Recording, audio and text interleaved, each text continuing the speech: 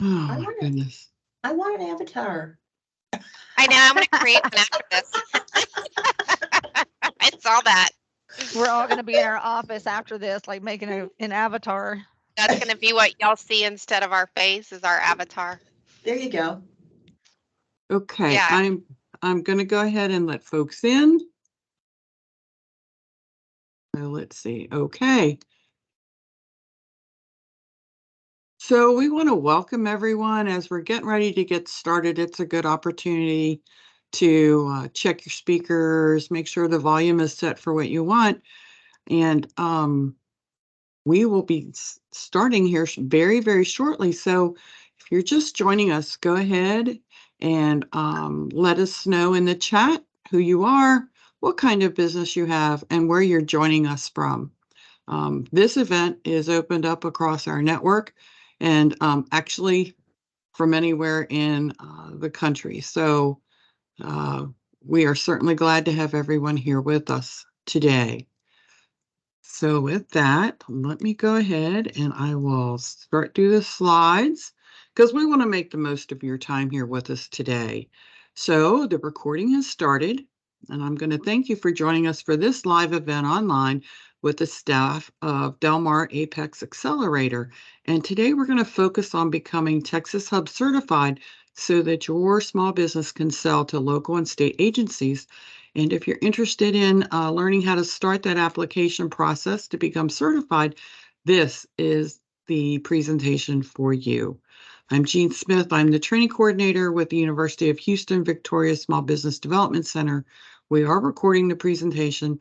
You'll get an email from me probably tomorrow with a link to the recording, a link to a survey to fill out for how today's event went for you, and a copy of the slides. In addition, I'll try and include all the resources that we talk about today because I know a lot of those are internet links and they fly fast and furious. So your mics and your webcams, they should be muted. We ask that you mute your mic so that you don't override our presenters. We do encourage you to use your webcam. People like to see smiling faces, and we are no different. So if you do have a question, you can certainly unmute, jump in, and ask the presenter. Now, if you're not hearing or seeing, go ahead, log out, come back in.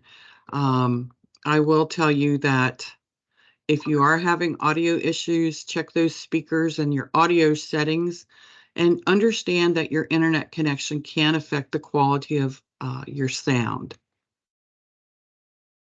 And I will note that this webinar should not be considered legal or tax advice. About UHV SBDC, we are part of the Texas Southwest SBDC network and a resource partner of the Small Business Administration.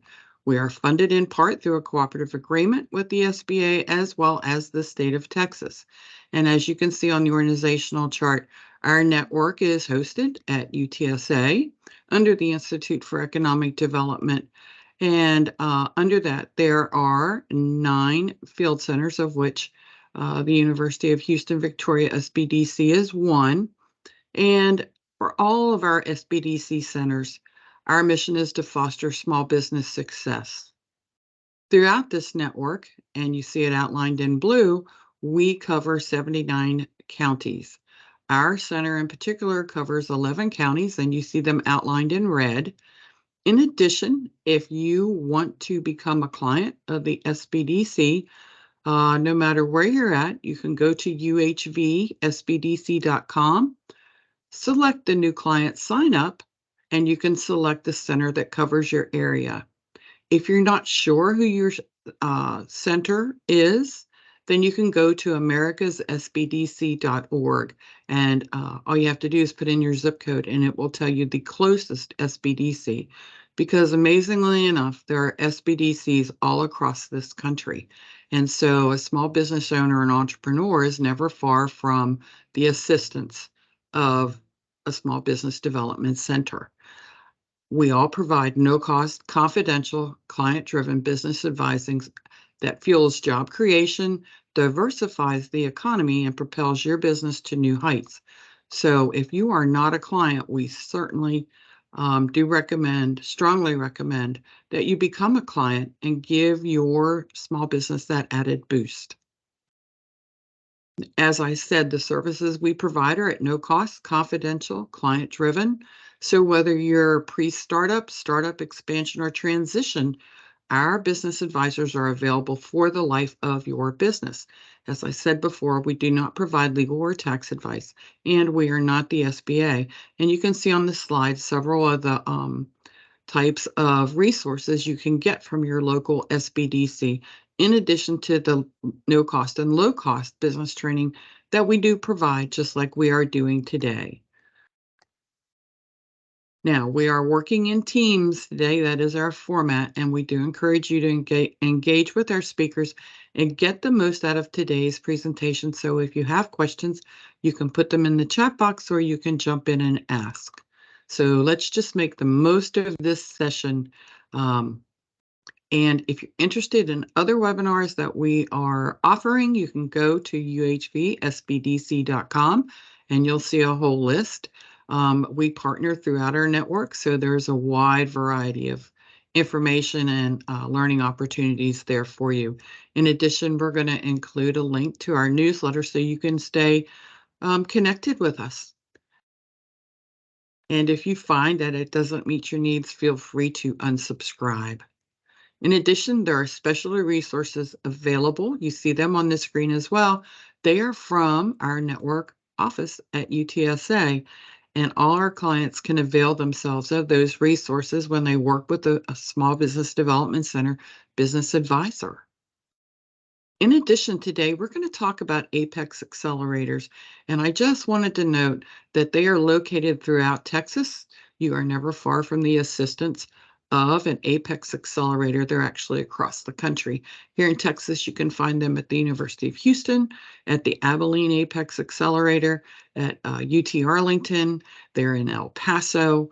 They are at UTSA. They are at UT Rio Grande Valley, and they are located at Del Mar College, and that is where our presenters are joining us from today. But as I said, they are across the country, and if you're interested in what they do, this is just a small list of the things, and you can see they're set up just like we are, that confidential advising at no charge. And I tell you, when we have clients who come in and they want to get certified, we ask them to start with us and make themselves the opportunity to work with the Del Mar Apex Accelerator. That is the best place to start when you're interested in becoming a contractor. And with that, I am going to turn this over to Nancy and Angie. They'll introduce themselves and they will get you all started.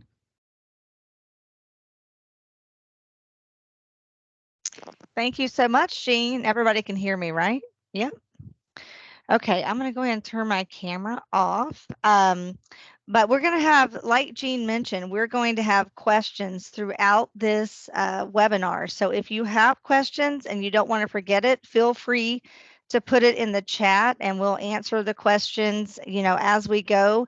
And Nancy and I are both very informal people. So if you wanted to interrupt us during the webinar to ask a question, feel free to do that. It's a free flowing format, so we don't mind. But again, welcome to this. We're talking about TxHUB today and the online application. That's what Nancy and I are here to tell you about today. But first, we wanted to start with just a little bit about what Del Mar College Apex Accelerator is.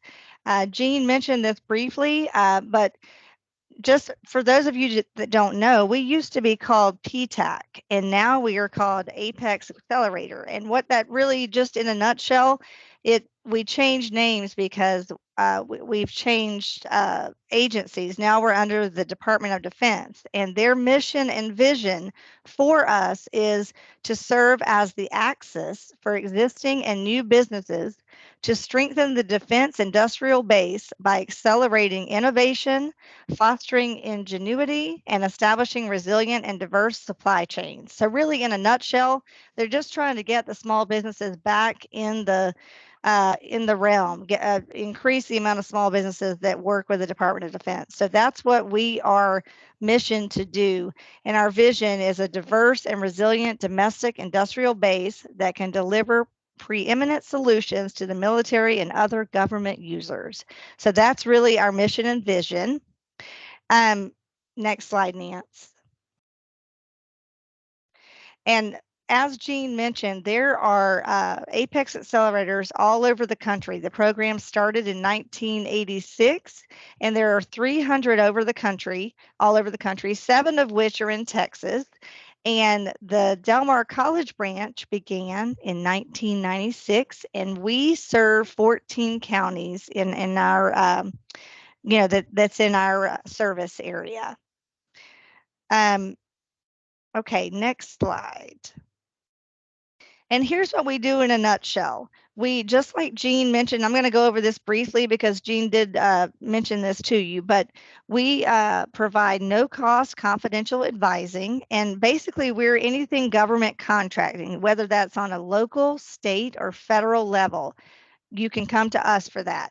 We help a lot of businesses with their small business certifications, whether that's TxHUB like we're doing today, or your DBE or your women-owned small business certification. There's lots of different certifications that we help with. We also have access to bid packages. There are a lot of people who need help with that, getting bids printed, and we have a plan room that provides that, which is a wonderful resource. We can give you full-size construction plans at $1 a page, which is a real steal if you know what the printing houses charge. So we also have weekly construction projects reports that come out. We help with networking and matchmaking events throughout the year. And we provide webinars and seminars throughout the year, some of which are attended by government purchasing agents. So it's a meet and greets throughout the year, which is a great way to get in front of those guys. And again, training seminars like we're doing today. So that is our services in a nutshell. And here's what's important to pick up from what Apex Accelerator does. These are our numbers for 2022, our economic impact. We have had logged in over 2,356 counseling hours here at the Del Mar College Apex Accelerator office. We have hosted over 52 seminars, 1,679 attendees, for those seminars. We have had over 235 new clients. And here's what everybody wants to, here's what really counts is over 138 new jobs were created or retained. And as far as contract awards go, we've logged over $256.9 million in contract awards from our clients. So that's what it's all about. We feel like we make a difference by helping clients, win contracts. Okay, so let's get into what we're doing here today. This is the TxHUB and CMBL Program with Application Preparation webinar.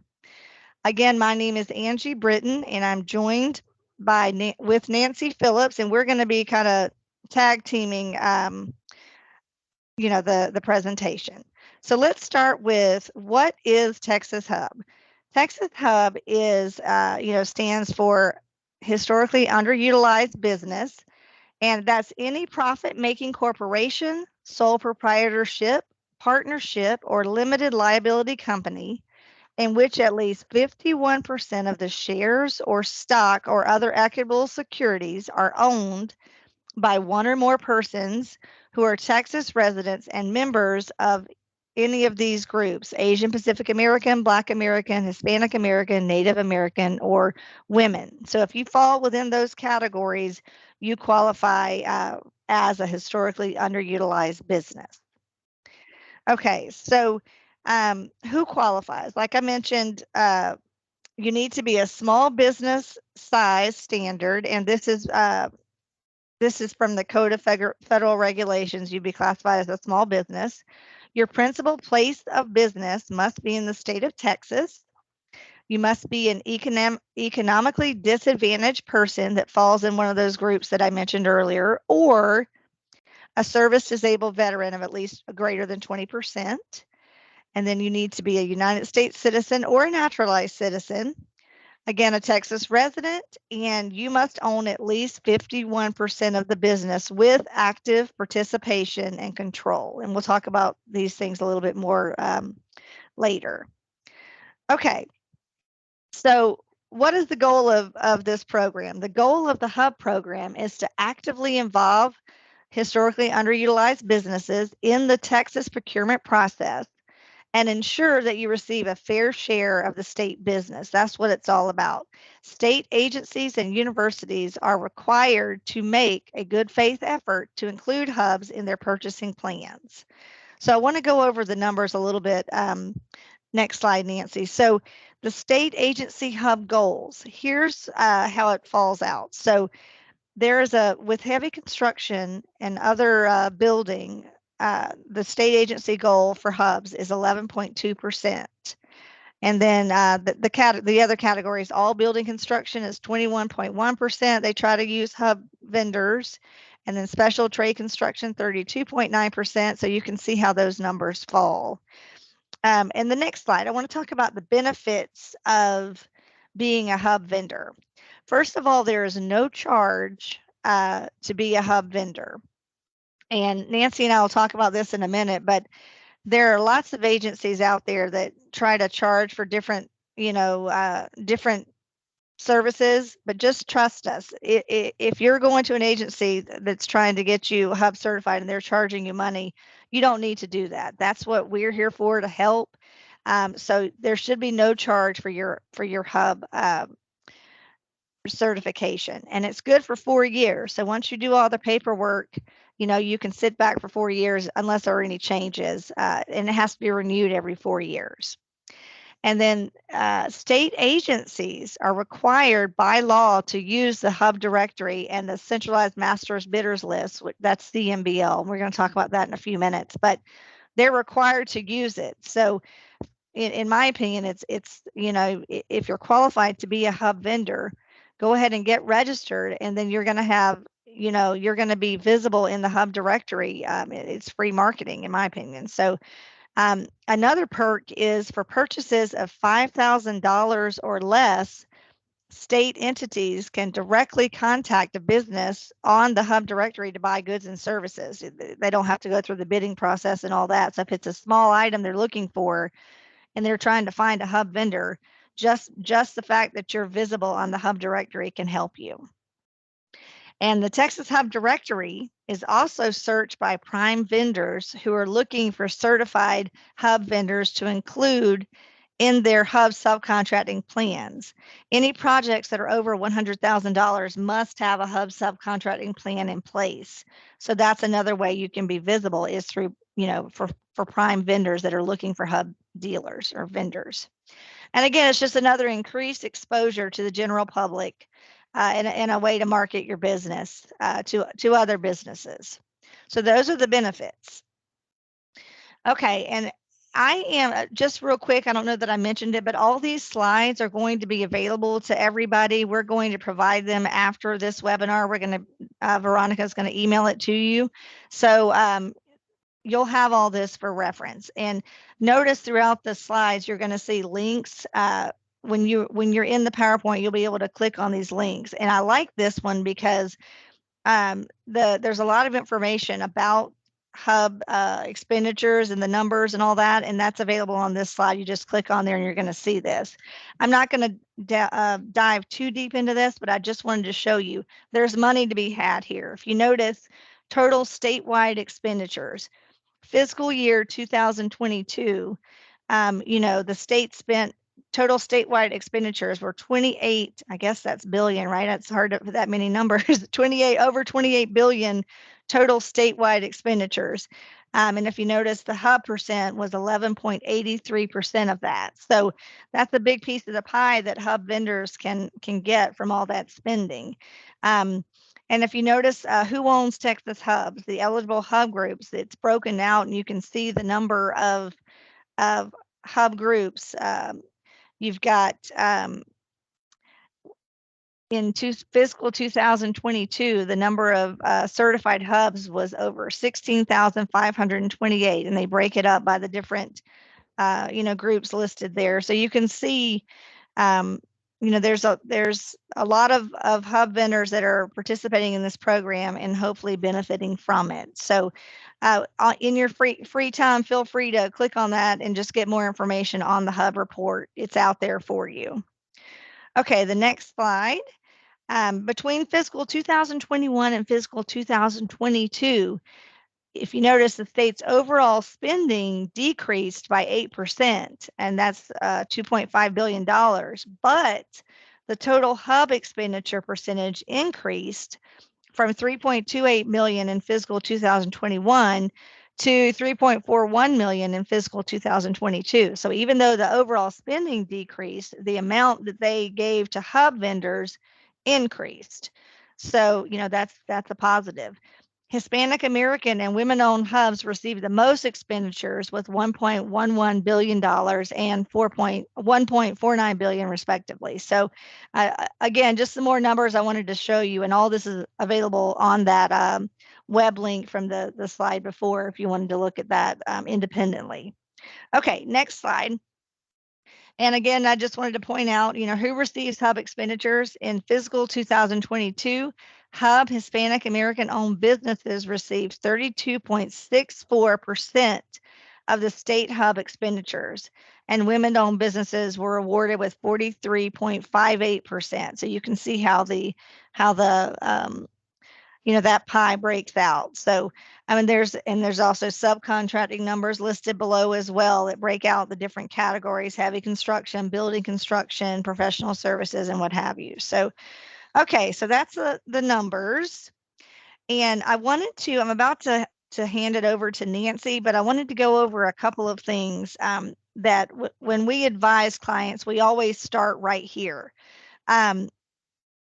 What to do before you begin your online application. First and foremost, number one is looking up your commodity codes. And we're going to get into what that is, but they're called NIGP codes, which are National Institute of Governmental Purchasing Codes. And that's what the state of Texas uses to code every product and service that they buy. So in my opinion, that's one of the most important things you can do, is make sure you've looked up all your codes and know exactly what your products and services are coded as, because that's how the government, the state, is going to be looking for those, is through those commodity codes. So again, Apex Accelerator is here to help with all of that. We usually sit down and do that together before we even start the application. So that's number one, is looking up your commodity codes, which are also called NIGP codes. The next very important thing that we do is, before we even touch the online application, is we give you a checklist based on what kind of business you are, whether you're an LLC, a corporation, a sole proprietor, or a partnership. And we give you a checklist of everything that we need from you to that's going to need to be uploaded into the online application. So gathering those documents is very important, so that when we start the online application, it goes very smoothly and you don't have to come back. You've got it all done. So that's step number two, is making sure you have all the documents. And we're going to get into all of that in just a minute. And third, we help you set up the online account for the Texas Hub application portal. That's where all of this is done. It's an online application.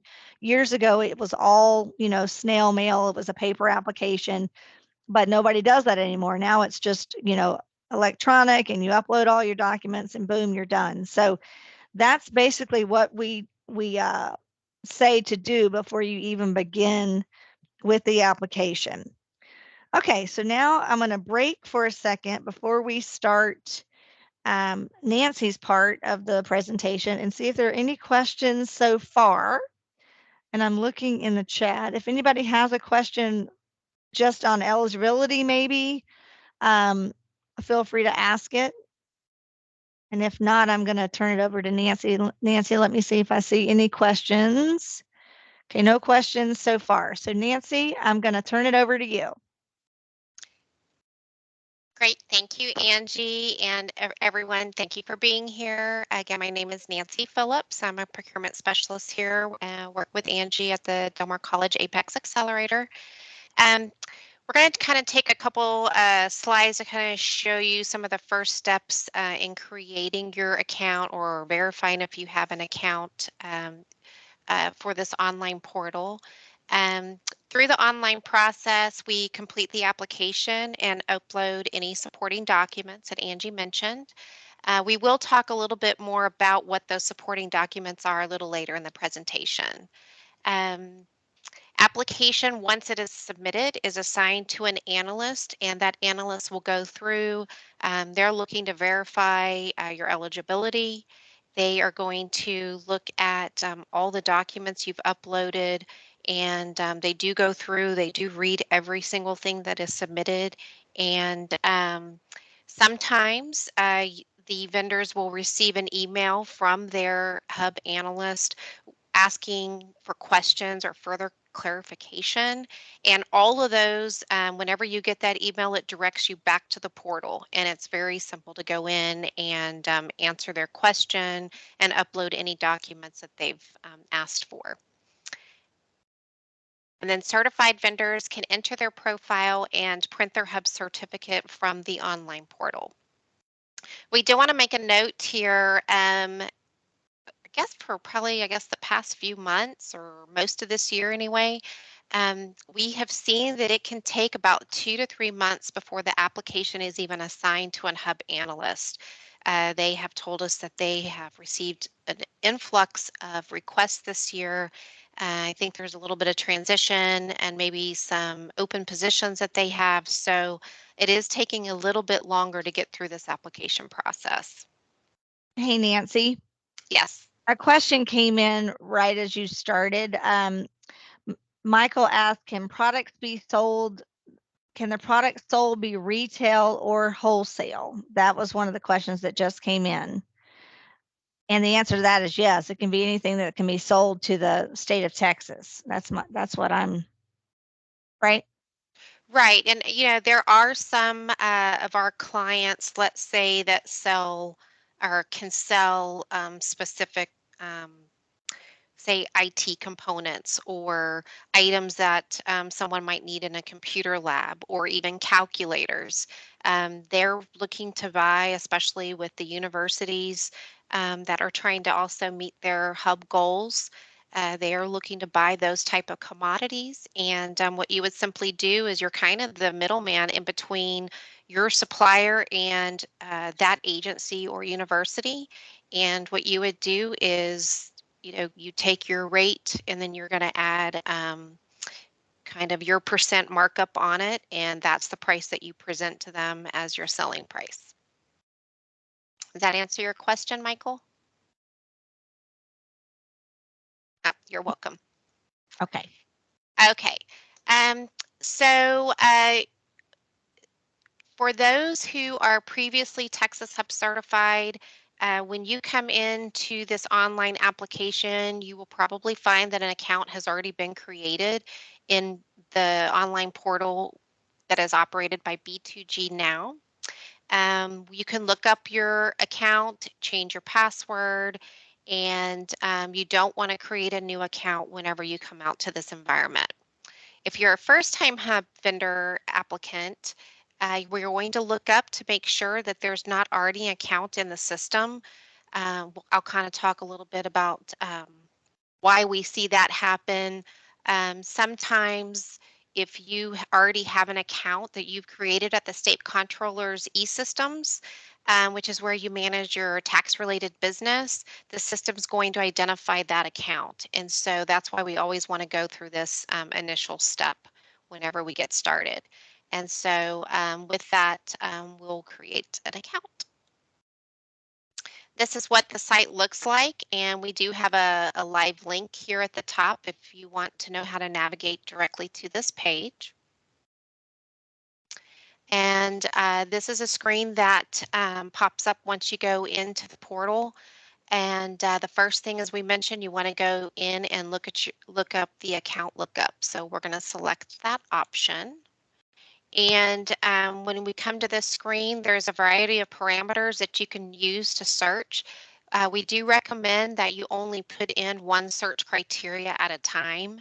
And when I'm working with my clients, I tend to just first look up their EIN number. That is a requirement to apply for this certification, is you do need to have an EIN number.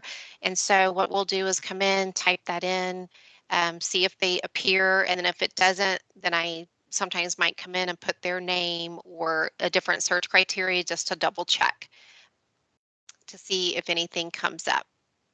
I do want to also mention that there are some little video icons on here with very short tutorials. I tried accessing those before we began today, and I used Chrome and it did not take me to the video. So if you happen to want to watch any of those videos on your own, I did switch browsers over to Edge and the videos did play when I did that. Okay, so if you find that you do not have an account, nothing comes up, we're going to come in to create account, and that's what we'll see here. Again, you're going to put in your tax ID number, some basic information about your business, business contact information, and then you'll go through a couple sections of that. And then the last section, you'll put the point of contact for the company, and then you're going to be presented with the option to create your password. And you want to be sure you're meeting these password requirements listed here. Once that account has been created, we're going to go into the dashboard here. This is the home screen that you see anytime you go through,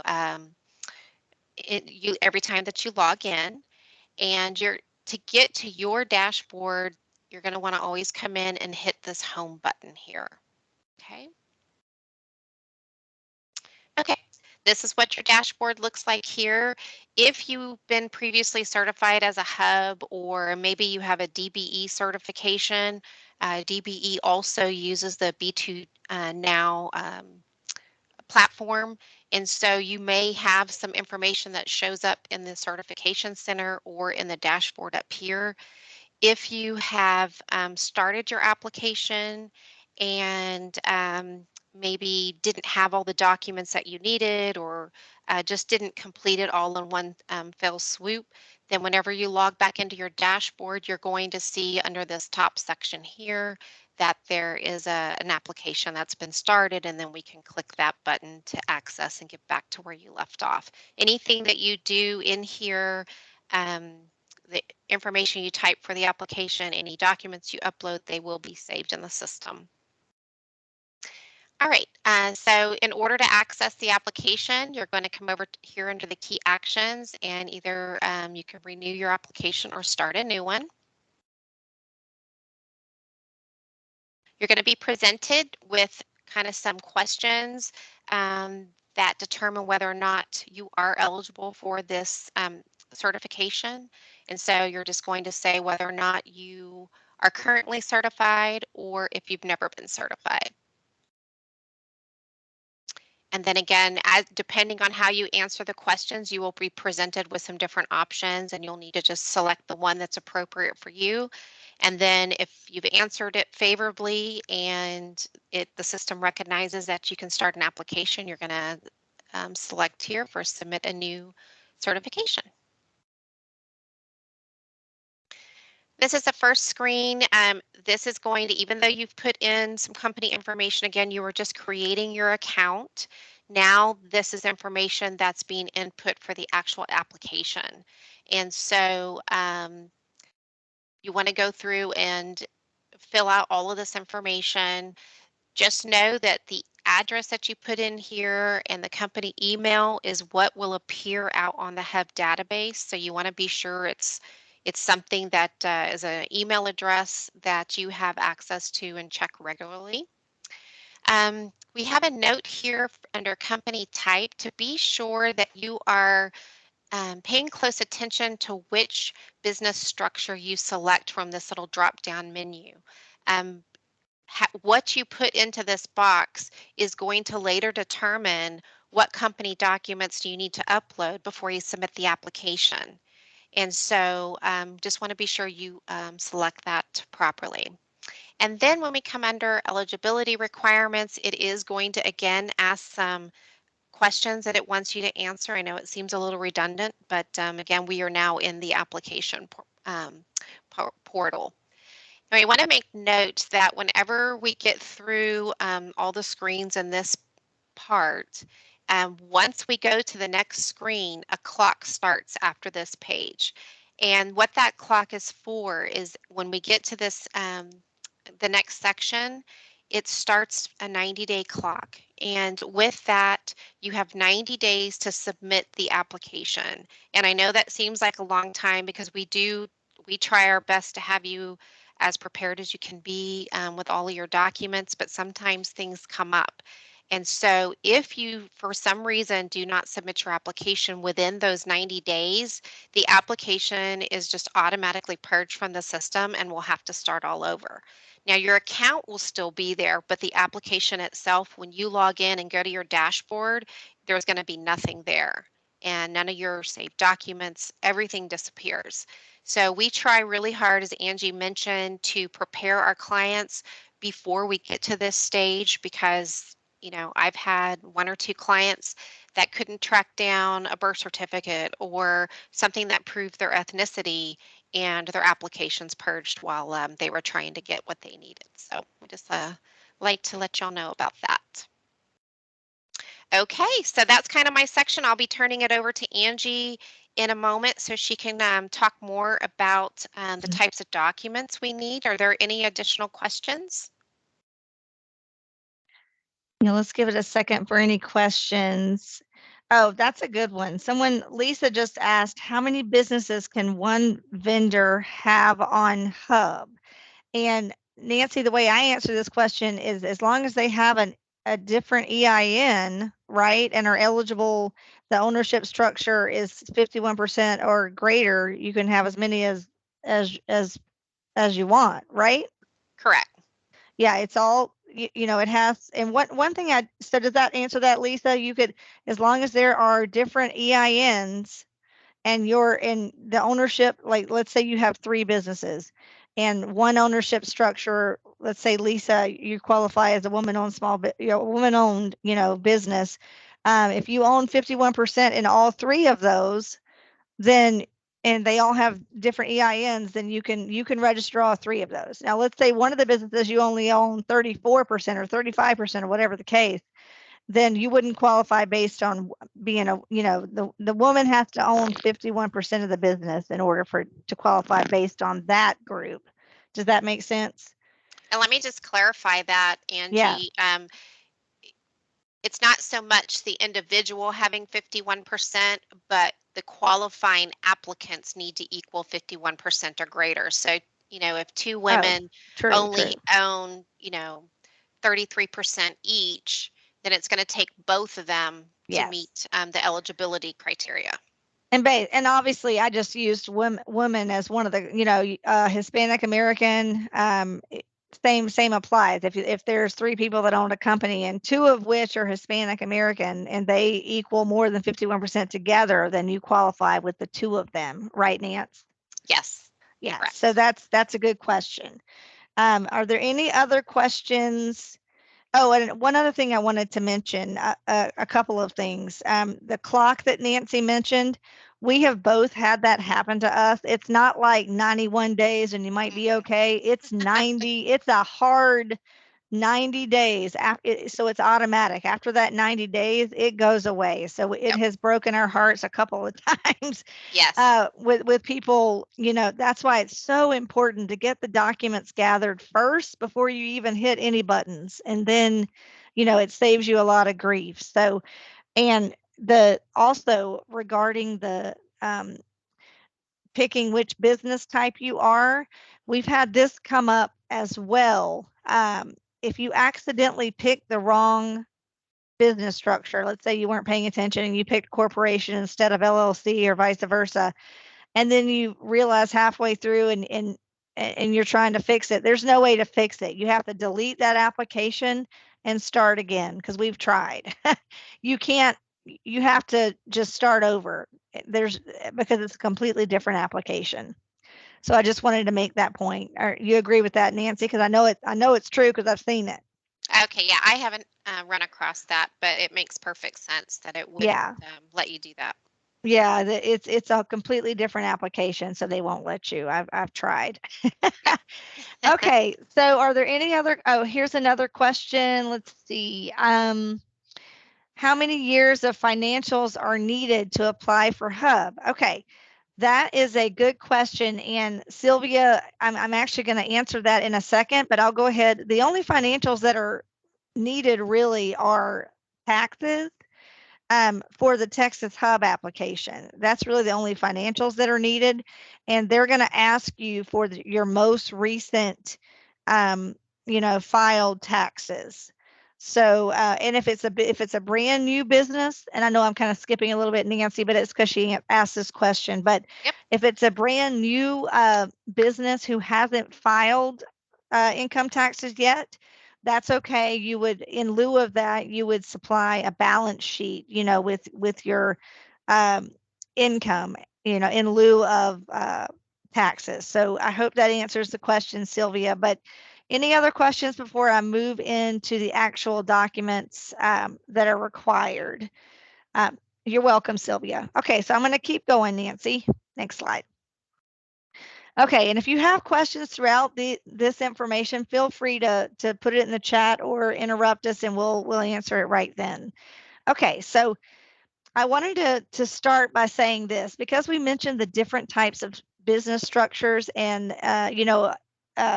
there's a checklist for each one of them. There are some documents that are required for any business structure, whether it's a LLC, corporation, sole proprietor, what have you. And I've listed these here.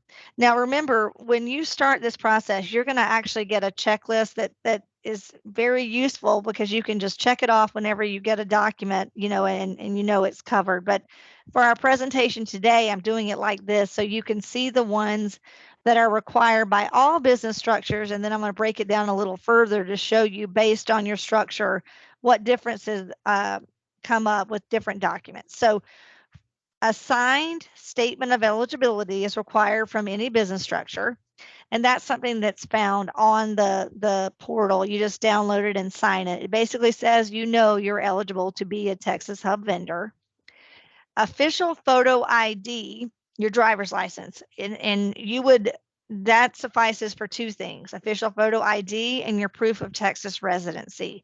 So the way I do it whenever I'm helping a client, I save it, for example, the driver's license. I save it twice, once as official photo ID and once as proof of Texas residency, because you're going to have to, upload, you're going to have to put something in each of those slots.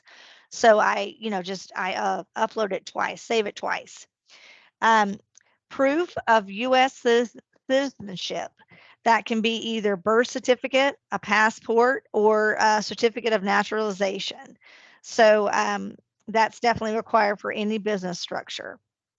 Bank signature card. Now, this is one you're going to see a little bit more of a description when you look at your checklist.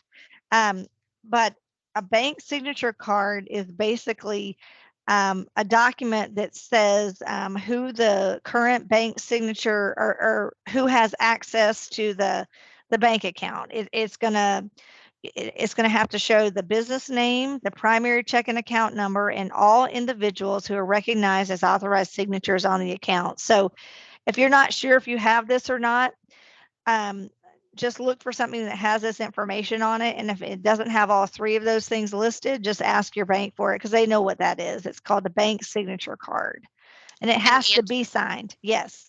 Angie, also, sometimes I get clients that come to me and say, I went to the bank and they don't know anything about a bank signature card. It can sometimes, depending on the bank, be called an account agreement or a depositor's agreement. So I usually suggest to my clients to actually take that little checklist that you've referenced and go to the bank so they can see exactly what it is. Because sometimes the bank will go, oh, well, we'll just write a letter and we'll sign it. And that's generally not going to be accepted. So Yeah, it has to have those 3 things that I mentioned. And again, we're going to send you, when we send you this PowerPoint, we're also going to send you these checklists, even though it's available on the online portal. I like to have it handy as well. So we'll send you this and you'll see what I'm talking about. One that I happened to skip was the proof of federal EIN. And this actually comes up a lot. If you've had a business for 20 years, you know what your EIN is. You may have misplaced that little EIN letter that you got from the IRS 20 years ago. You have to have it. Like, so if you can't find it, you can request another copy from the IRS, but that's something that you have to have. So a lot of people, when they first started their business, they had a book, a binder that has a lot of this information in it. So if you're a brand new business, I would advise to do that, like put all that stuff in one place so you can find it. But yeah, the proof of federal EIN, they're asking for that little EIN letter that you received when you registered with the IRS. Any more on that, Nancy? Just a comment, if you do not have your EIN number, we can help you go through. That is a free service that we can do through the IRS online. So we're capable of walking you through that. If you're unable to find your EIN letter, I know I got on the phone with a client, I don't know, I want to say like at least a month ago, and because we can't find his and his certification already expired.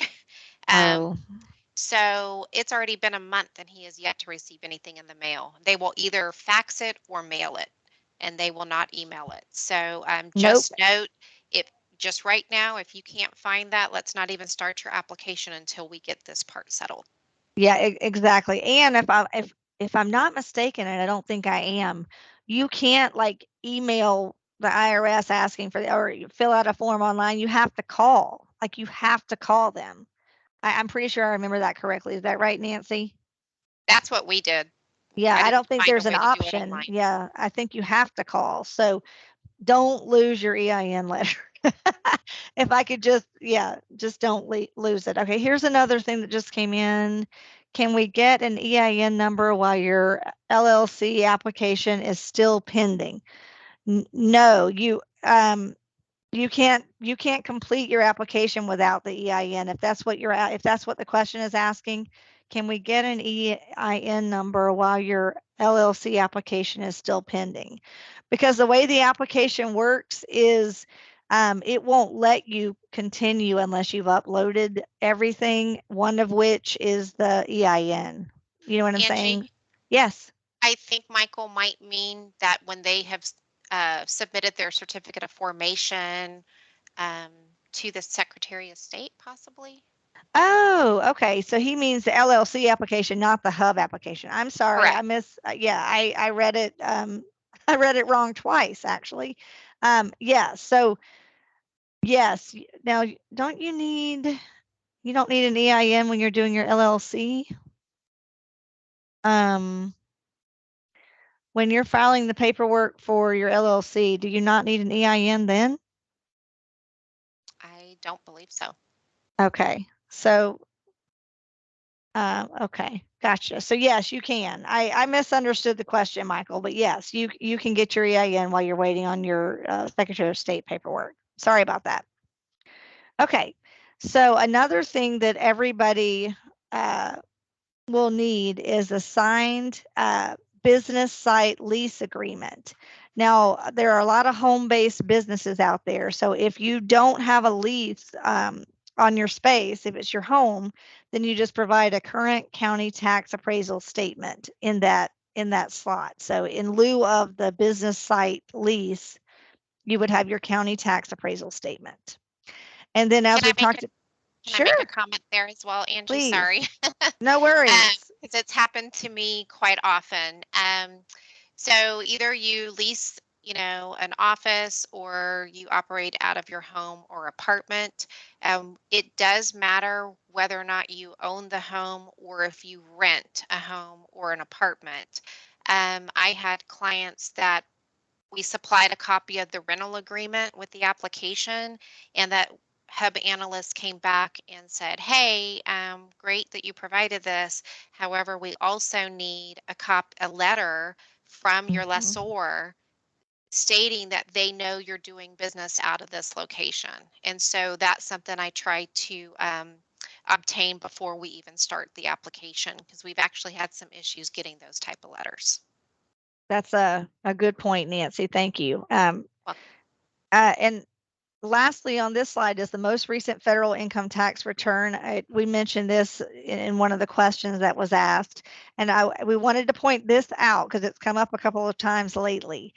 If you, because they're asking for the most recent tax return. Well, if you filed an extension, for 2022, you need to include that in your documents. Include the most recent filed return, which would be 2021, and then also include the paperwork for the extension, the 2022 extension, because they will ask for that. So anything else to add to that, Nancy? You're on mute if you were going to say something. sorry, yes, I was talking. Looking at multiple screens here and talking. Yeah. We had a couple more questions come in. Is it Oh. acceptable to rent a co-working space? Yes, it is. That is absolutely acceptable because you will have a rental agreement for that space. If we have a mortgage on a building, will the tax appraisal work, or do I need copies of the loan? All you need if you own the building is to have that tax appraisal statement that you receive once a year, and that will suffice. Or I've even had clients that didn't have that letter at their fingertips and they went online and printed the assessment that's accessible on the public search. That works as well. And let me say one thing. When we do applications for TxHUB, the beauty about TxHUB, the thing that Nancy and I like a lot, is when you submit your application and you wait those 2 or 3 months for an analyst to get it, you then start communicating with one person, with an analyst. You get a human and you have one person, and they basically just say, hey, we still need this, we still need that, or hey, we don't like the way this looks, can you do this? So you don't get rejected if everything's not 100% perfect. They just ask you to fix it. So Correct. that is wonderful. We do our best to try to get things as organized and as straightforward as you can, but sometimes it depends on what analyst you get, right, Nancy? Yes.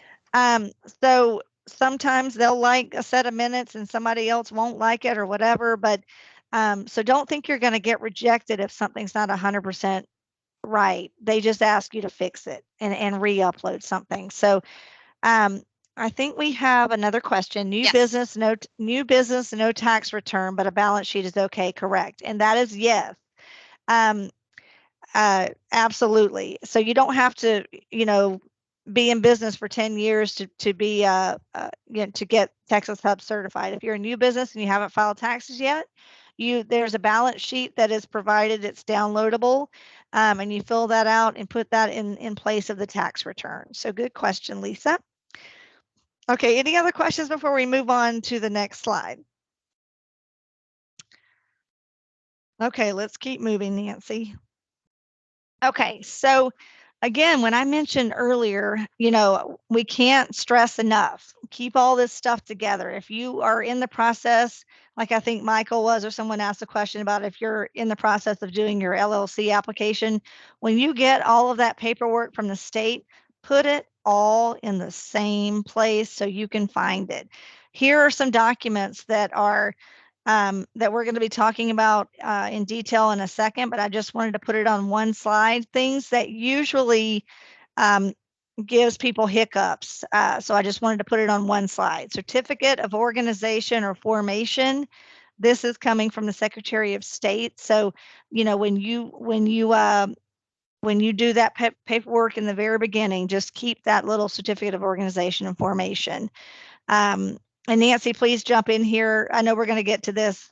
This is just kind of a slide that I want to have on one slide, and we're going to get into it in detail in a second. But if you're a corporation, you will be required to have bylaws. So please keep those. And let me talk about this real quick. company regulations or bylaws in the corporation's case.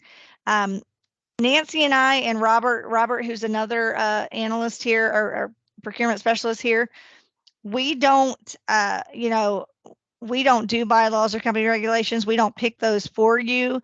A lot of people, have an attorney that helped them at the very beginning of this process, maybe because it's the Bible for your business, basically, is what it's all about. So we want to make sure you have that,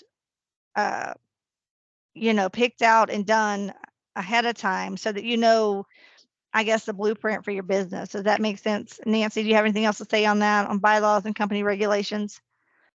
Correct. No, absolutely. And, if you don't have them, then you'll have to find a resource to get those because that's something Right. we do not help with.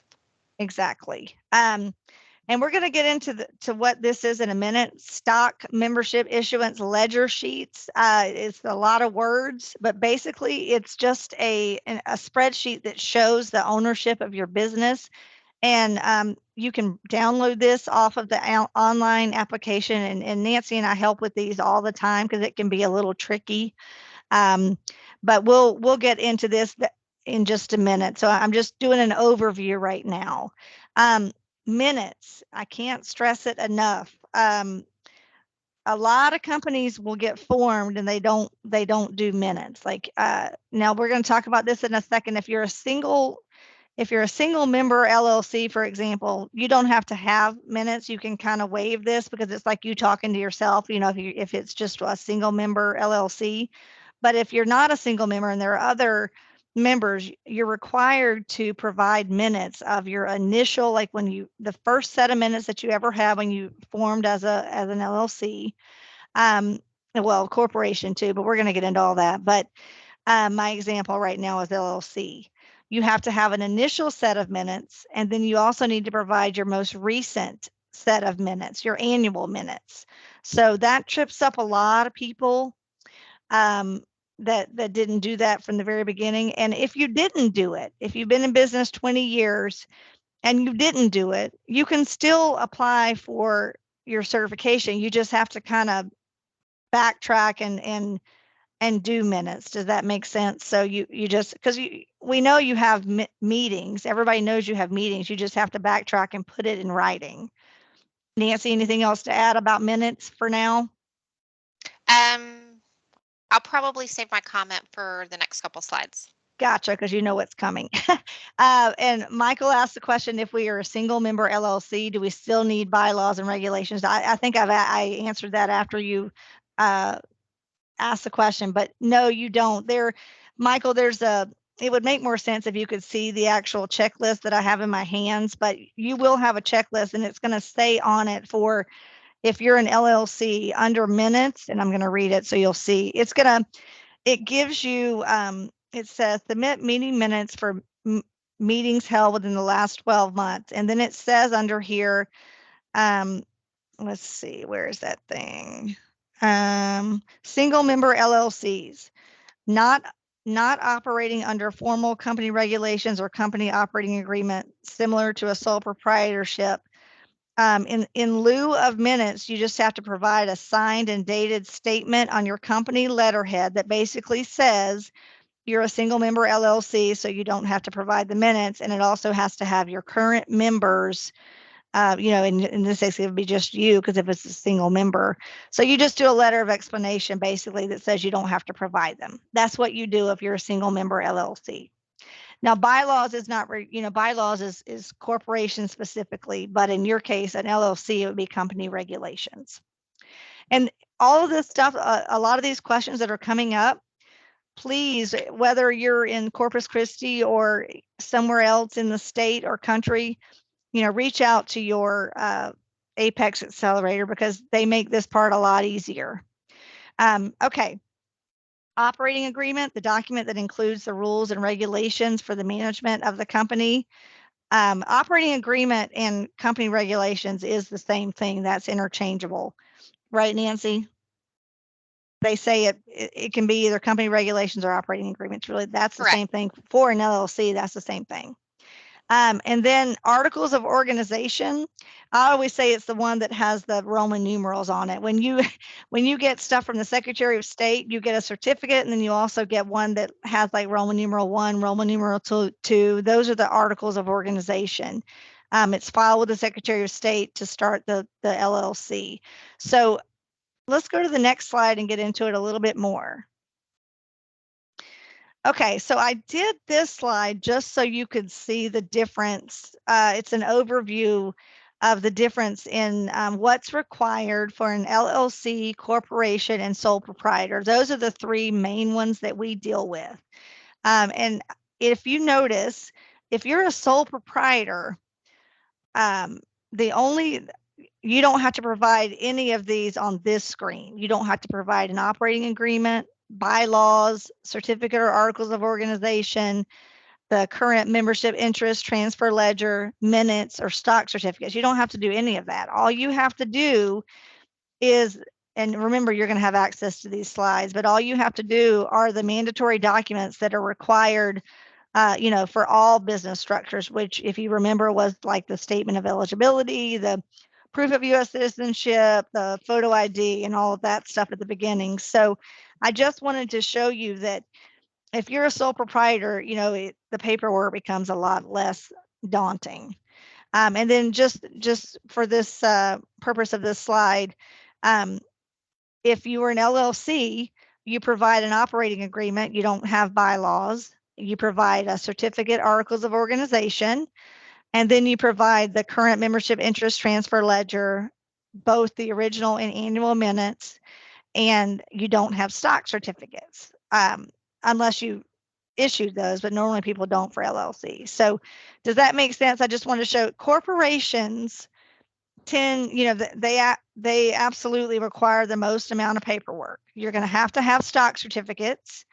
You're going to have bylaws, and then all the other things mentioned here. So any questions on that part before we get a little bit more detailed? Nancy, did I miss anything? I do want to mention, as a sole proprietor, one of the items, I don't think it was on one of the former slides, you will need to submit a copy of your DBA that you have filed with your county. And we do need to make sure that it is something that's been issued within the last 10 years. I've had folks come in here and it's, 15 years old. And so they have to go back down to the courthouse or back down to the county and get that renewed. So that's one thing I wanted to add here. That's actually a very good point, because that's happened to me a couple of times lately, is they let their DBA expire. And just like you said, they had to go down to the courthouse. And it's not hard. You just go down to the courthouse and renew it. But, make sure you get all that stuff checked and done before you start the process. Very, very good point, Nancy. Okay, next slide. Okay, because we've been doing this a while here at Apex Accelerator, we've come up with a list of common causes for the approval delays, like for delays in getting your TxHUB certification. So we wanted to point this out. With an operating agreement or signed company regulations, which is normally an LLC, one of the biggest, like I mentioned earlier, one of the biggest problems is that the documents were not created when your LLC was formed. So you're having to go back and kind of, make them, do it after the fact. So that causes a lot of delays. Again, it doesn't apply to single member LLCs, only to multiple member LLCs, because you don't have to provide company regulations if you're a single member. But that is one of the most that I've seen. One of the biggest holdups is that you didn't do the documents at the very beginning. And something that I've noticed, when you do get an operating agreement, a lot of times you pick one, either your attorney helps you with that, or you see one online that you can use. A lot of times they're long and they're very wordy. Well, the first thing you need to do is make sure that the terms that you see written in the operating agreement that you pick, that it matches what you're using in your words for your minutes or your membership ledger, because these analysts will pick up on that. For example, if you referenced in your operating agreement or company regulations, if you say that Michael is the, the secretary of the company, but then you list him as a treasurer or something in the minutes, they're going to catch that. So make sure everything all the terminology you use that's listed in the operating agreement is the same in the minutes. I hope that makes sense because they will pick up on that. The other example that we use here, a lot of times in the operating agreement, they're very specific. They'll say when the monthly meetings are supposed to be held, and they'll say like at the first of every month. Well, if that's what it says in the operating agreement, then make sure you reflect that in the minutes, and that the meeting was held, at the first of every month. And so make sure that, June 1st or whatever is reflected on the minutes as opposed to June 15th. So I know that sounds like it's very, detailed, and it is, but if you're that detailed in the operating agreement, just make sure it matches in the minutes. And then lastly, one of the big things, make sure the operating agreement or company regulations is signed. If it's not signed, they're going to email you nicely and say, we need a signed copy of the operating agreement. Nancy, do you have any additions to this slide? I do. I just thought of something because I ran across it probably about 4 years ago. I had a client who gave me and we are typically not in the habit of reading y'all's operating agreement like line by line, but I do like to sometimes kind of go through it because of what I'm about to say. I had a client that gave me their operating agreement. Again, I didn't dive deep. I saw that it was signed and we submitted it, but either an attorney or someone had prepared that operating agreement for them. And throughout the document, there were lines that were blanks where they needed to fill in some information, whether it be a title or dates of meetings or responsibilities, whatever it was. And so that got kicked back to us. And then I had to, have the client complete that document. So just be sure that all documents that we upload are absolute, complete, signed, and all the T's crossed and I's dotted. Yeah, and I concur. Yes, I agree with you on that one. Okay, next slide. Okay, so and I've mentioned some of these, but as regarding meeting minutes, a lot of times, like we said, initial meeting minutes were not created when the company was established, and then so you have to go back and, kind of retroactive, predate it.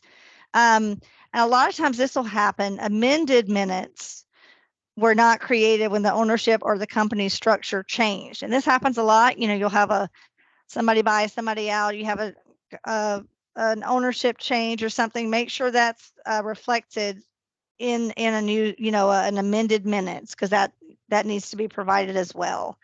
A lot of times the minutes don't identify the current board of directors or managers and corporate officers. And you'll see this little detail is in the checklist. You'll see it tells you exactly what to provide in the minutes. So just make sure you're paying attention to that and put that in the minutes. And as far as the corporation minutes, they have to be signed, and they have to include both the board of directors and shareholder minutes. There's two different sets of minutes you have to provide for corporations. So make sure they're signed, and make sure you have both board of directors minutes and shareholders minutes for both initial and annual minutes. So I know this is a lot of stuff we're throwing at you, but our hope is that after this is over and you have this slideshow, you can go through it and it'll, and digest it a little bit more after today. So that is meeting minutes. And I don't see any more questions. Next slide. I do have something to add to the minutes, just because Okay. this is something I had happen when I did my first corporation. If you're an LLC, multi-member, and you do need to supply minutes, the format and the content of what's in those minutes is the analysts aren't too particular about, what you discuss at your meeting and the format of what the minutes are in. However, when it comes to corporation minutes, there is a specific expectation of the layout and content that is included in those. And so that is one thing that I've seen analysts kick back applications for clarification, is because they weren't using the right format for corporation minutes. Yep, and that's that. We have another slide actually on the corporation one I'm that's going to sorry. fit. That's okay. I'm actually go ahead and go to the next slide, and will you go ahead and go ahead and do this one, Nancy, and I'll be right back. Will you go ahead and do this one? Sure. I'll be right. Okay. Again, just based on our experience, we felt it was important to include these, what causes delays or clarifications on down the road, because we've just seen it happen, and try to mitigate that for future clients. One thing that we have noticed is with federal income tax returns, that the primary NAICS code on the income tax return itself is nowhere near the type of commodities that they're saying, that the company is saying that they provide. And so we have, I haven't had this happen in quite a while, but I know Angie has, where that NAICS code is incorrect. And I believe what she did with her client was they had to go back to their tax preparer and amend that tax return, is what I believe they ended up doing for that. Also, depending on if you, let's say for a single member LLC, or if you're a multiple member, we want to be sure that you're doing the taxes correctly. If you are a single member LLC, you can simply do a Schedule C in your tax return. And if you're a multiple member, then you're looking at the Form 1065 and Form 11, or no, I'm on the wrong one, sorry. So with the LLC, it'll be Form 1065 or the Form 1120, 1120S. Corporation, you will need to provide also the Schedule K. That's part of your tax return. That's one thing that I've seen clients' applications get returned, is they didn't have the Form K or the Schedule K included in their documents they submitted. And Angie did mention this earlier. This we've seen more recently, since we're a few months past the April deadline to submit taxes for 2022. The tax extension paperwork does need to accompany the application if that applies to you. And then again, you're going to need to submit the most recent year that you actually submitted the whole tax return, which would be for 2021. And she did cover that a little earlier.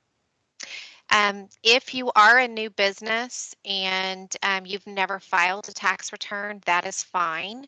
You're still eligible to apply. The balance sheet that you prepare that is provided within the portal will satisfy this requirement. Okay, I'm back. Okay. Okay, so the next, we're done with the federal. Any questions on the income taxes? I don't see any in the chat, so we're going to keep going. Okay, this is one that, like I mentioned, it's kind of like a little spreadsheet that says the owner. It reflects the ownership structure for your business, and it's downloadable, in the online application, and we have copies as well. But I'd say 95% of what comes back on the ones I do are these ledgers. Well, maybe not that high, but sometimes, you're not saying it exactly the way they want it said. But it's the most common, I guess, errors are if there's no record at all, like if there is not one on record, so you need to make one. And then if there's a change in ownership, because basically what it has to show is how many shares of stock someone originally had, and then what they did with those shares. If they turned it over to another, person in the company, and all of that. So it's got to show, that absolutely correctly. And then sometimes the problem is the initial content within the operating agreement does not match what is said in the ledger, or vice versa. So if the ledger says, that member A has 51% and member B has 49%. But if it says, the opposite in the operating agreement, then obviously there's a problem there. So make sure those say the same things. Anything on that, Nancy? Do you have anything to add? No, you covered it. I can say that if there has been a change in ownership, that is the one that trips people up the most.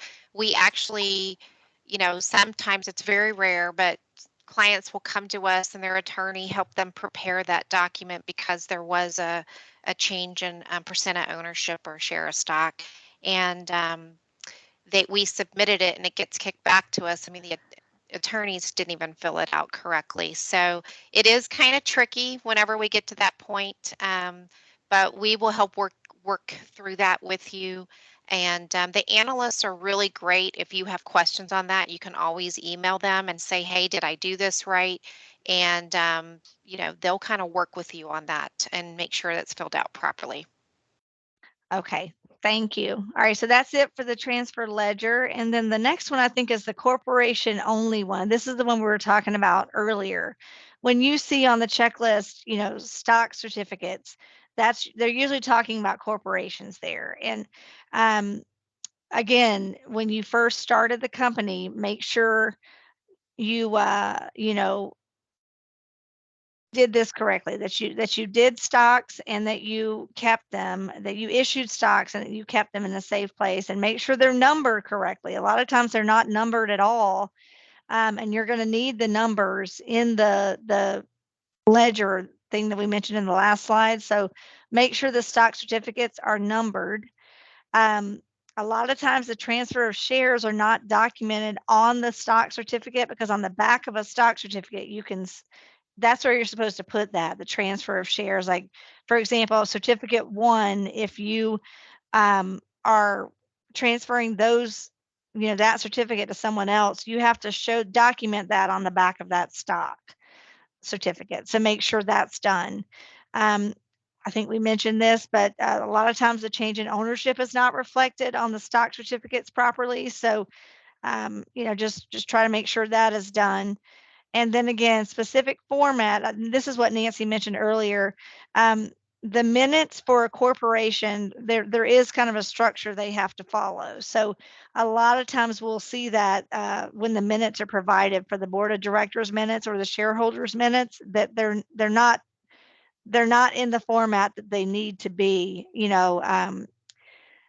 to make it fly through the analyst. So, and again, some of that information is on the checklist, so you'll know what I'm talking about when you see the checklist. Are there any questions on corporation only causes of delays? Nancy, anything to add on that or no? No, I think you got it all. Okay, so I think I'm throwing it back over to you now, right? In a slide or two. Oh, okay. This is still me. All right. Yep. So, here's what we asked. Like, once you're done with the application and you're waiting those 2 or 3 months to have an analyst, that reviews it. Here's a good thing to do in the meantime. And remember, these are all live links. So when you get this PowerPoint, you can, peruse all these different links. So one is the Texas Electronic State Business Daily. This is what the state of Texas, and it's ESBD for short. We love acronyms. This is what the state uses where they post all of their bid opportunities. So you can go here and look and see what the state is buying.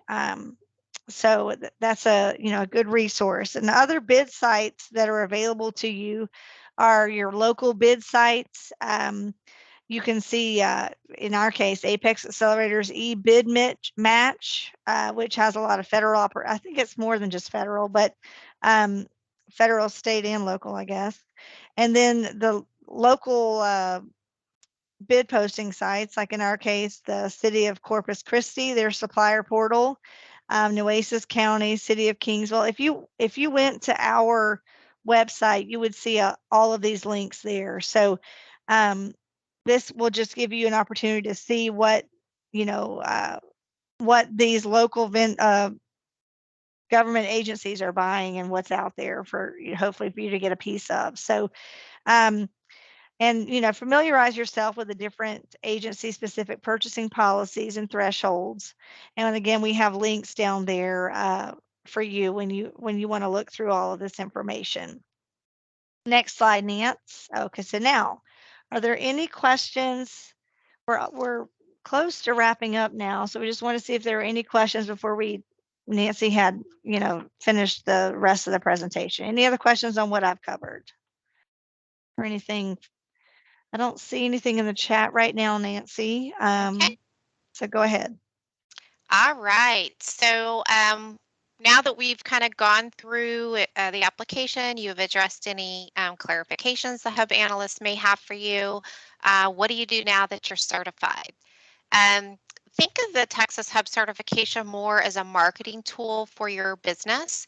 And one of the first things that we do is I email this to my clients, but you can find it online. I believe this is a hyperlink. Yes, it is. There is a HUB coordinator, contact list online on the HUB website. And this list it's a very long Excel sheet that has a list of different contacts at the agencies, but more specifically, what a HUB certified business is going to look for are the HUB coordinators that are assigned at those agencies and universities.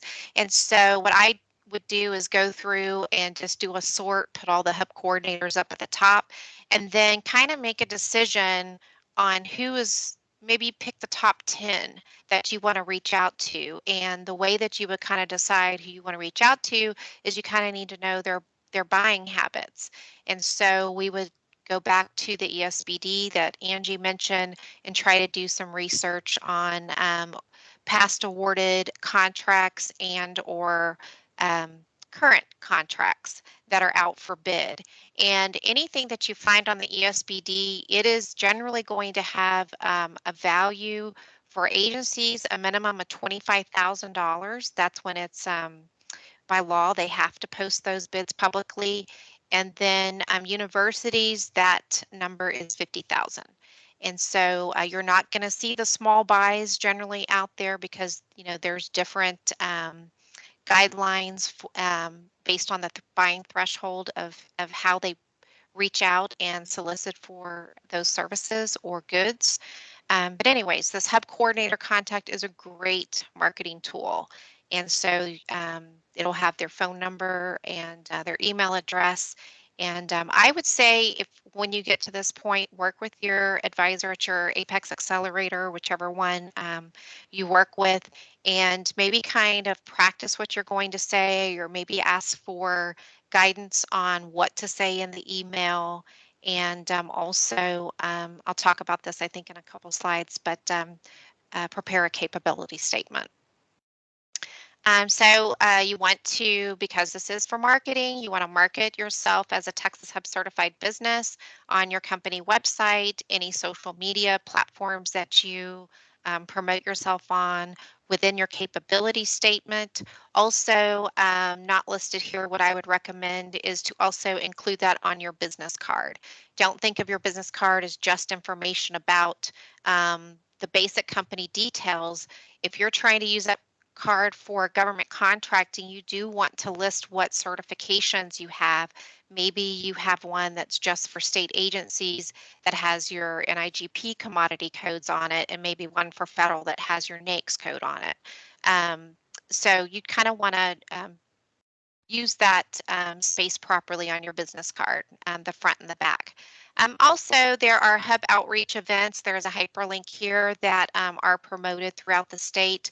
Back in May in Dallas, there was a big HUB event, and tons of agencies go to this, and they actually have spot award that are given out. So you visit the booth and they let you know what they're accepting bids on, and people actually submit their bid on the spot. So I would highly recommend trying to attend that event at some point while you're Texas Hub certified. And Nancy, a question. I'm sorry. Mhm. I thought you were going. Were you going to the next slide, or were you still talking about? I was going to outreach? ask you if you had anything to Oh, add, yeah, but I there's. see the question now.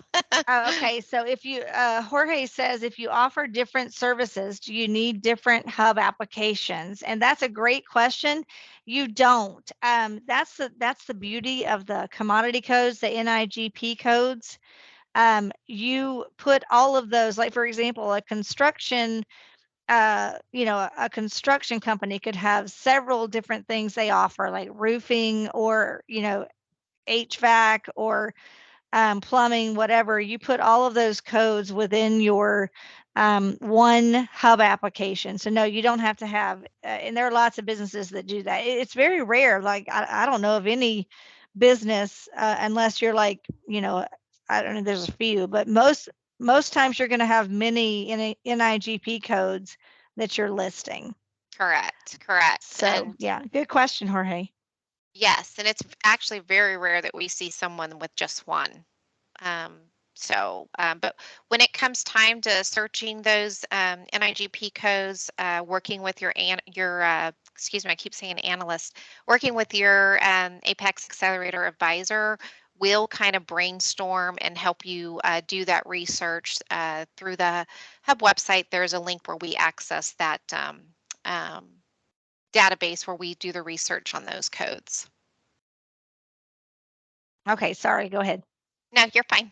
All right, and then quickly we'll talk, Angie mentioned the CMBL kind of towards the beginning of the presentation, and so I just want to talk to you a little bit about this and what it is. It is a centralized master bidders list. I want to say this is actively used by state purchasing agencies, prime vendors, and universities who are looking for vendors to invite to bid on opportunities that fall between that 5,000 and 24,999. And it is important to be on this list. The NIGP codes that the buyer is trying to buy for is how they will search for businesses that can offer their services or goods.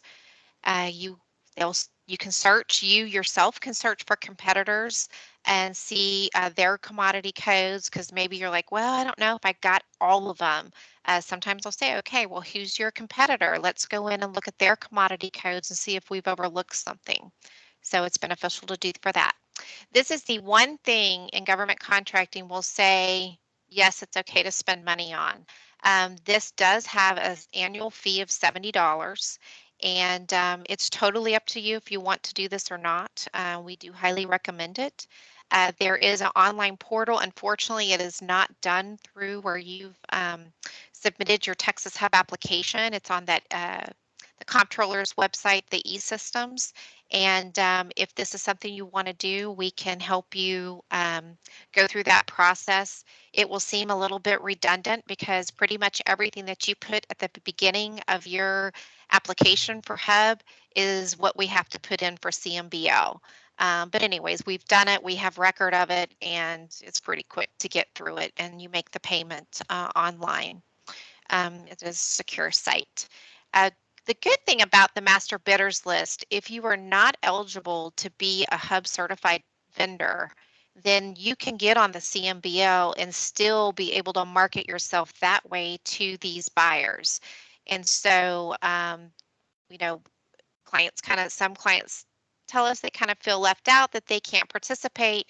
Well, this is your way to do it. It just happens to have that $70 fee that's attached, which is pretty minimal in our opinion for a whole year.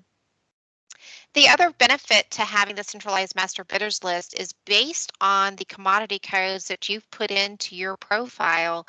You will receive emails that alert you about bid opportunities that match your commodity codes. And so for us, that is the biggest selling point. Let the system do the searching for you.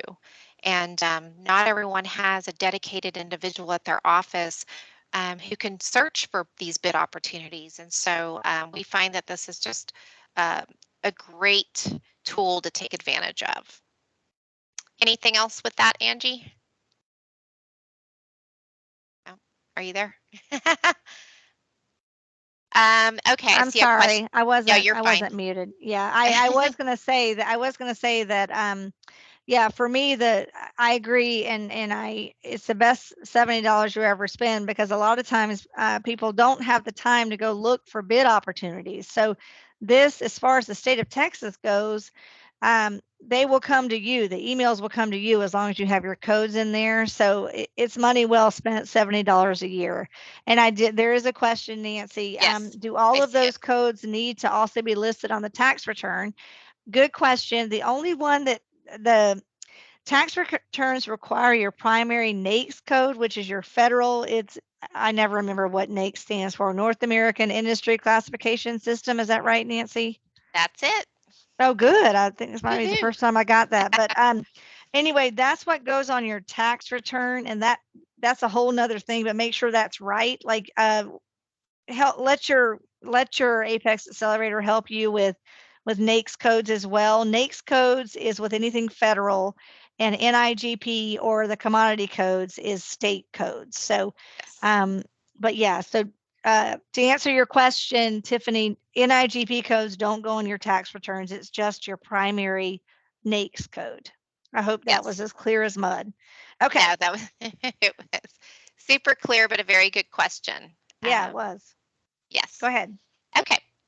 So I'm going to move on. We are almost done. I think what I'll do is just skip over the questions. If you do have questions, please continue to type those into the chat. And I am going to go and show you here. This is, we do still belong to the Association of Procurement Technical Assistance Centers. This is our national organization. So currently their name did not change, whereas ours did. But if you are joining us today and you are outside of the service area here in Corpus Christi, the Corpus Christi within the 14 counties we serve includes the Victoria area. If you are, out west or north of us, east of us, you can come into this website and there is, you'll simply just come in, click on the state of Texas. And when you do that, you'll go to another page and it's going to list all of our offices. So you'll just scroll down and almost all the offices list the counties they serve. I think there's only one of them, the one that's down in down south in the Rio Grande. They actually don't have their counties, but it's pretty self-explanatory. It's everything south of our 14 counties. But so just be sure that you're working with the Apex Accelerator office that is closest to you. And partly because, any of us could help you, but since we all do a bid list, if you're not doing business here in the Corpus Christi area, it doesn't make sense to belong to our center because our bid list is not going to help you. So, or our bid match program. So please just be sure you're working with the PTech Apex Accelerator that's located closest to you. Just a quick snapshot of our website. We do have some links on here, take you directly to the TxHUB program. This link here will take you to that HUB coordinators list that I mentioned earlier.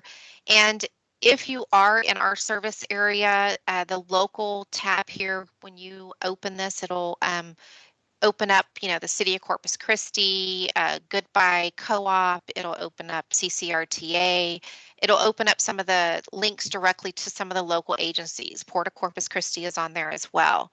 The state, again, you've got different things under the state tab that are useful links. And then in the federal, it'll have like the link for System for Award Management, registration, the WASB certification down here under federal certifications, and then other federal resources. So this is where we bring all of our clients to this page whenever we're going to go out and do any searches for opportunities. Just a quick minute here on upcoming seminars. You kind of self-explanatory what we have coming up. I did want to point out that some of the events that we do here through our center are in person only, and we've noted those on here. Some of the events that we do are hybrid, where it's in person and offered online. We will be in Victoria next Tuesday, July 18th in the morning, for resources for women entrepreneurs. And so there's going to be different resource partners there talking about the services that they cover. You know, we'll have the SBA representation out of San Antonio. We will be there. I think some possibly a lift fund if you're looking at funding. So there's going to be different groups there kind of sharing what services they have to offer small businesses that are owned by women. We do not have that link. That is actually something that the UHV SBDC is handling the registration. I included the link here, but you can go back to their website where you registered for today's event. Okay, we're almost done. This is a list of our staff here. We do have 3 full-time procurement specialists and 1 part-time procurement specialist, and our program coordinator who helped put this together today, Veronica, and Susie is a point of contact for our plan room. And here is our program manager who helps run our successful office, Bobby Midabal. Okay. And if there's, again, if you have questions, please feel free to send those our way. We do appreciate you being with us today, and we hope that you'll be contacting us for assistance with your Texas Hub. Jean, do you have anything else you would like to say to close things out? Oh, it's been such a good presentation. Great. You know, the whole point is to make sure people are aware of what opportunity is out there and the assistance that's available. It would be a daunting task if I would sit down and I would try and do this on my own. And I'll say to everybody, you're not alone. There is always assistance out there to help you grow your small business. So, you know, we're just so blessed that you all were able to be here with us today and provide the information. I really appreciate it. Thank you, Jean. We I've enjoyed appreciate being you. here. Yes. We're thankful for the opportunity to partner with you all. And if y'all need anything, please feel free to reach out to us. And don't forget, you will be getting an email that has all these slides and a survey, I believe, letting us know that we did a good job today. But just check your email and you'll get all the slides that have the live links in them. Yes. All right. So final call for questions. All right. Going once. Okay. Well, thank you everybody for joining us today. Want you to stay cool. We know it's pretty hot out there, and you know, we don't want anybody to get sick with the heat. And my sister said to me the other day, do you just stay inside till it's November? Pretty much. Yeah, pretty much. But, if we can. But we will see you all at the next webinar. Thank you for joining us today. Thank you, Bye-bye. guys. Thank you. Bye, everyone. Bye.